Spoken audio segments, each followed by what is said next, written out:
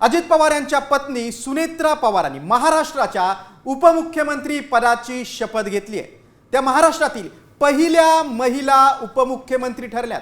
तर मोजक्या नेत्यांच्या उपस्थितीत लोकभवनात शपथविधी सोहळा पार पडल्याचं आपण पाहिलं।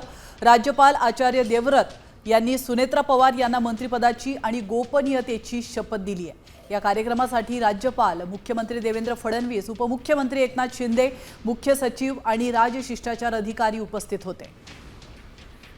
आपण ग्राफिकच्या माध्यमातून पाहूयात सुनेत्रा पवारांचा परिचय। बघा, 18 ऑक्टोबर 1963 ला धाराशिव जिल्ह्यामध्ये त्यांचा जन्म झाला। तर माजी मंत्री पद्मसिंग पाटील यांच्या त्या बहीण आहेत। संभाजीनगरच्या महाविद्यालयातून त्यांनी बीकॉमची पदवी घेतली आहे। तर 1985 मध्ये अजित पवार यांच्यासोबत त्यांचा विवाह झाला।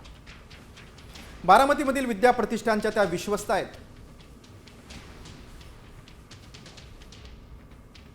2006 पासून बारामती हायटेक टेक्सटाईल पार्क लिमिटेडच्या त्या अध्यक्ष आहेत। 2010 मध्ये एन्व्हायरमेंटल फोरम ऑफ इंडियाची त्यांनी स्थापना केली। पर्यावरण क्षेत्रात देखील त्या काम करतात। काठेवाडीला राज्यातील पहिलं इको फ्रेंडली विलेज करण्यात त्यांचं मोठं योगदान आहे। पर्यावरणाचं रक्षण, वृक्षारोपण आणि जलसंधारणाच्या कामात त्या सक्रिय आहेत। 2024 मध्ये बारामती लोकसभा मतदारसंघातून त्या पराभूत झाल्या होत्या। त्यानंतर 2024 मध्येच राज्यसभेच्या खासदार म्हणून बिनविरोध निवड त्यांची झाली।